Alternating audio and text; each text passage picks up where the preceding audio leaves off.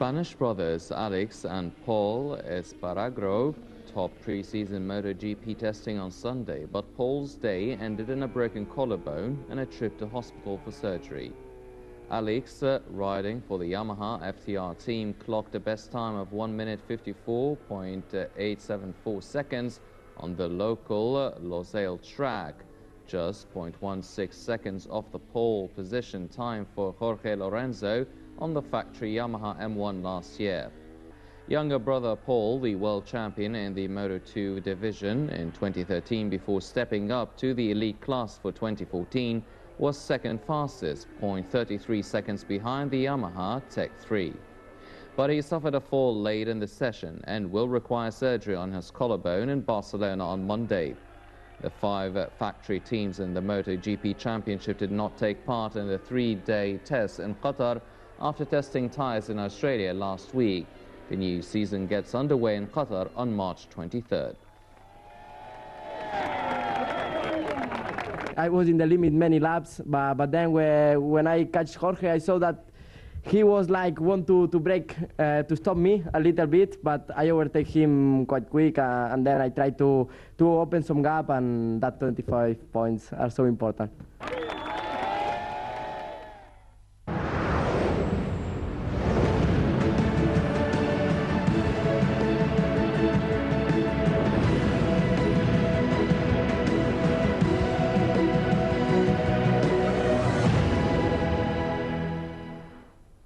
Welcome back. You're still watching Sprint, and moving on now to the UEFA Champions League. And the latest matches tonight were Barcelona winning Manchester City by 2-0 after Lionel Messi struck the second goal in the 67th minute and ending Manchester City's dreams and having Barcelona moving to the last 8 with an aggregate of 4-1.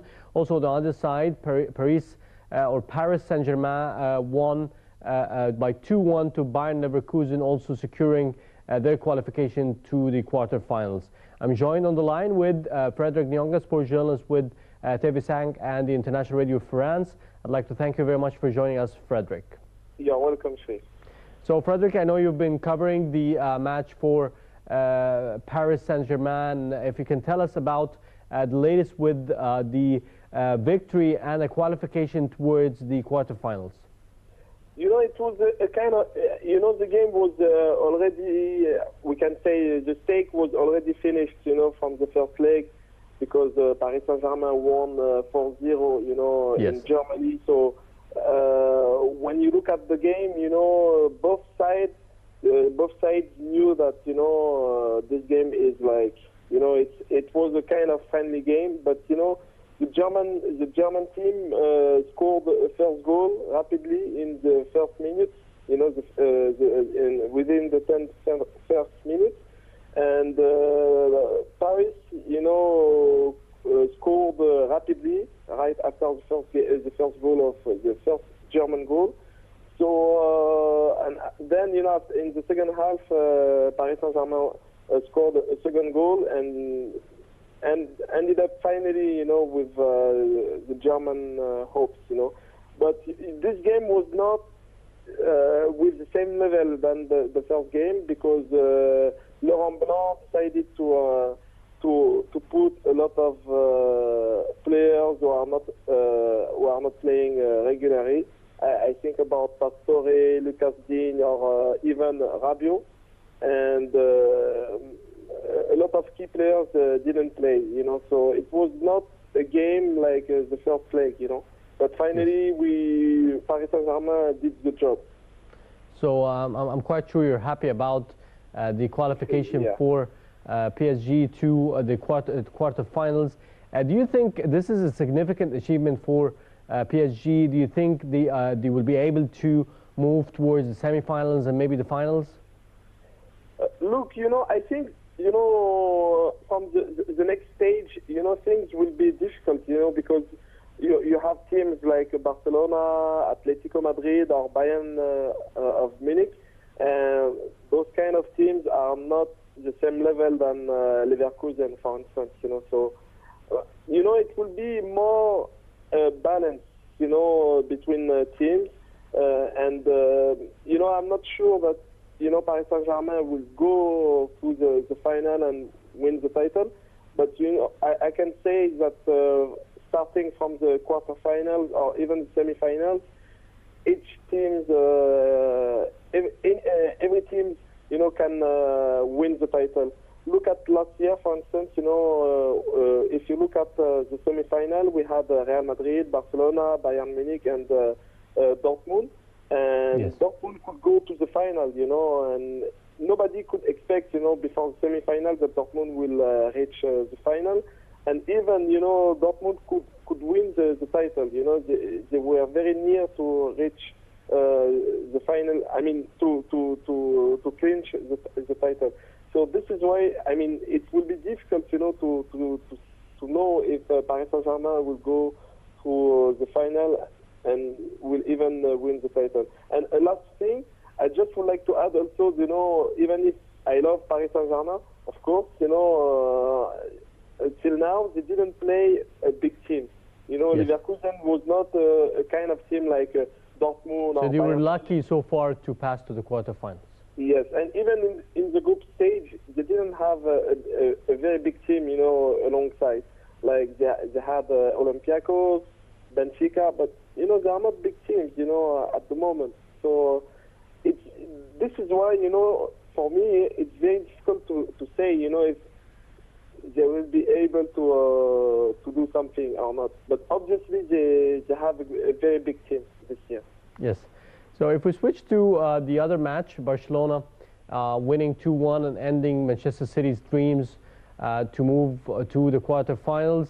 Despite having a very good performance across the season, yet they did not manage to win Barcelona, and yet also continuing to be the fact that Lionel Messi and his touches, you know, takes this team to another level. Yeah, of course, you know, it's like, you know, it seems that, you know, if you would like to compete in a very good way in the Champions League, you should have a team ready for that. If you look at Barcelona, they are in big difficulties, you know, in Spain, in the domestic league. They are third. This is the first time since a long time, since many years, that they are third, and still they could manage to get past Manchester City easily, I can say, you know, because they won in England, they won in Spain, you know. So you should have a team who should be ready for the Champions League. And, yes. You know, I'm not sure that Manchester City, you know, was ready for the Champions League, because if you look at the players, like Negredo, like Jesus Navas, they are very good, you know, if you look at their skills. And they play good, you know, in the English Premier League, but, you know, they don't have a huge experience, you know, when it comes to play the Champions League. And as you said, you know, Messi has this fantastic touch and he has a lot of experience. He's ready for, I mean, he's prepared, you know, for the Champions League. And this is what we could see, you know, in both games between Barcelona and Manchester City. Yes, my final question to you, Frederick, is about Bayern Munich. Do you think Bayern can, you know, defend the title and continue with the same performance and the same domination that they have as a club? Honestly, I always consider that, you know, Bayern Munich is till now the best team in the world. You know, they are the best team because, you know, it's not like Barcelona. Barcelona has his style of playing, but Bayern Munich has a different style. You know, they have many ways of playing. They can change whenever the situation requires. You know, you can change their way of playing. For instance, you know, if you look at the first leg against Arsenal, it was very difficult for them, but you know, they could change the way they play, and they could manage, you know, to win in London. So I think, you know, Bayern Munich can still, you know, I mean, we always say that the most difficult is not to win a title, but to remain at the top. And I think that, yes, Bayern Munich is able, you know, to remain at the top because they have a lot of players. For instance, you know, when they play in London against Arsenal, they played without Ribéry, and they could win. They could be dangerous, you know. Yesterday they played with Ribéry. So, you know, they have a lot of players and they have a lot of way of playing, you know. So this is why I believe that Bayern Munich is still the best team and they can still win the title. At the end, I'd like to thank you very much, Frederick Nyonga, for joining us, and thank you very much for your time. Now, with this, we come to the end of this edition of Sprint, but before I leave you, I have one final story, and Germany John Degenkolb of the Giant team in cycling won a sprint finish to the third stage of Paris-Nice at Magny-Cours on Tuesday and took the overall race lead at the same time. We'll leave you the story, but I'd like to thank you very much for joining us for this edition of Sprint. Thanks for watching. Goodbye.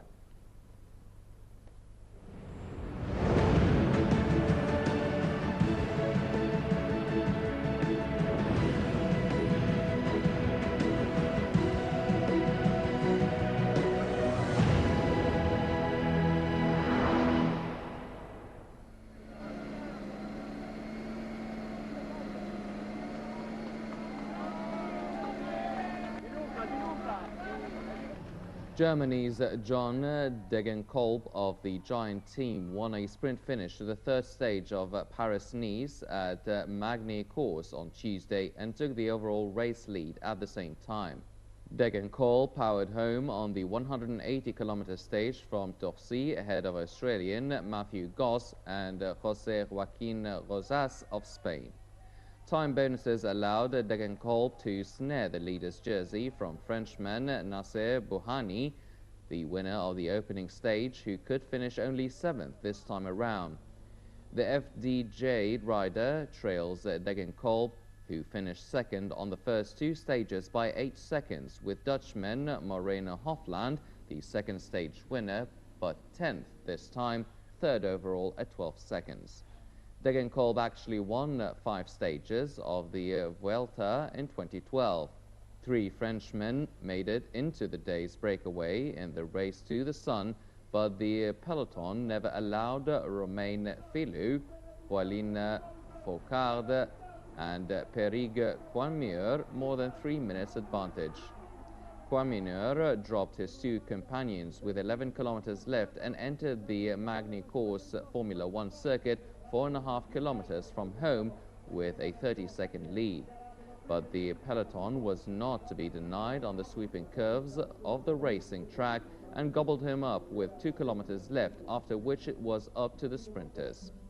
Wednesday's stage is a bumpy 201.5 kilometer from Nevers to Belleville, with 4 categorized climbs and 2 intermediate sprints. According to Frenchman Sylvain Chavanel, the final climb, 15 kilometers from the end of the 4th stage, the Bruley, with an average 8.4% gradient over 3 kilometers, but with a steep 25% section right before the summit, will be the decisive moment in the race.